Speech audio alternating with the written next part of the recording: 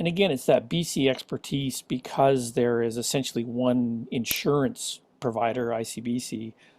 It's easier to track where the salvage is going, where those cars that are total losses and in accidents go. You know, you come to Ontario and there's 70, 80 insurance companies, and so there's no data that can come out. So it's very useful, and I know we've been on some calls where when you say 30% of the EV salvage is leaving the country from again that materials, those critical materials that everybody's clamoring for, they're shocked by that. They're completely understanding that those are resources that we needed to keep in Canada.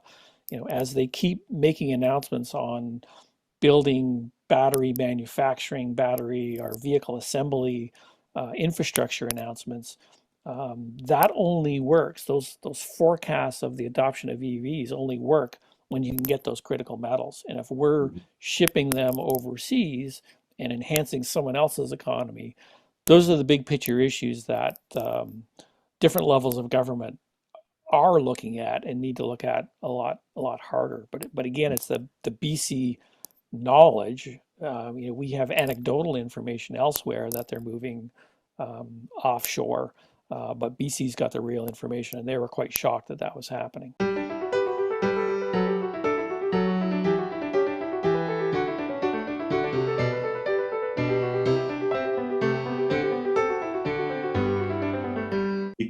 Because it's a slow trickle, it's easy to ignore it. What does industry, or what should the smart players start thinking about in terms of the safety aspects of it, of the profitability, and you touched on, but also the training? Like when is a good time to get on this? Well, a good time would have been last week, because this is an inevitable thing that's happening. Um, So we at the national level are kind of looking at, what are the resources that exist out there in terms of training, and that's sort of the number one thing that it is on our radar and on individual members' radar is how can I safely dismantle these things? How can I make sure that my employees are not going to be damaged? They're going to go home safe. Mhm. And the economics of it all is a bit of the after fact now. Um, we look at BC as being a real leader in this area, and we say wherever we go, kudos to the BC government and the BC industry for sort of being visionary in translating these sales mandates, these adoption strategies that are out there, the incentives to buy, putting in the infrastructure to charge. They're thinking down the road of how do you maintain these things? How do you repair them if they're in an accident or they just need to be fixed? And for us, is what do you do at end of life? Is the capacity being built into the system so that we can deal with that? And again, the BC government, along with the ARA, has been very proactive in terms of identifying those gaps and filling them. So some of the Right. training that the EV-friendly program has put out there for not only auto recyclers, but the towing industry and the repair industry, the dealership industry. ARC is looking at that as a model for sure. How do we capitalize on the great steps that have been taken, and how do we make that into more of a national offering? But also looking around the world and looking down into the US and looking at other jurisdictions. What are they doing that's innovative to deliver this training? Canada's a big country, and it's really difficult to bring one-on-one in-person training everywhere. So the virtual training that you guys have put together is quite noteworthy, and we're certainly hoping that we can kind of pile onto that and make that into more of a national training protocol for members to look at.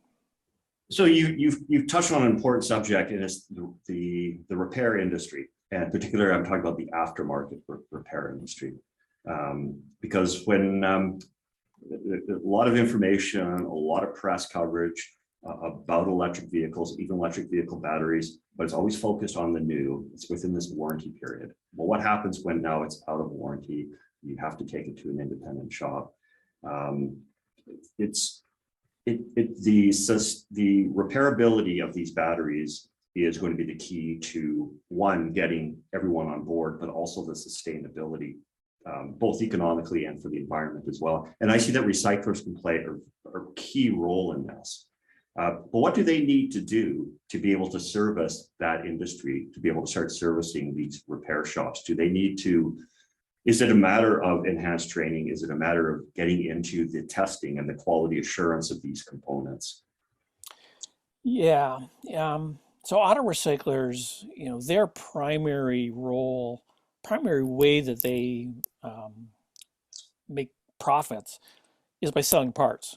They're in the parts business, and the recycling of the materials is a bit of an after the fact activity. It's important, but it's really the parts side of things. And it's the professional collision repair, mechanical repairers that are generally the targets, because they're the ones, because of the complexity of the vehicle, who are more involved in repairs these days. There's not a lot of do-it-yourself repairs going on, and I think electric vehicles, there probably is even going to be less. So we're very concerned with those sectors, understanding what the problems, challenges, opportunities are, and our role in helping to solve those, or at least make information available. EVs are thought to have less maintenance around them, less moving parts, less need to kind of bring your car in to be serviced. It's probably more, it's going to be just different things that you're having to do, because these things are that much more complex, that much more digitized and computerized. There needs to be the sharing of information on, what is in these vehicles, what are the codes, how do you have the tools for the aftermarket to kind of deal with those. So those are kind of really big picture challenges that are being talked about legislatively at the national, even the North American level, to have Yeah. access to that sort of information.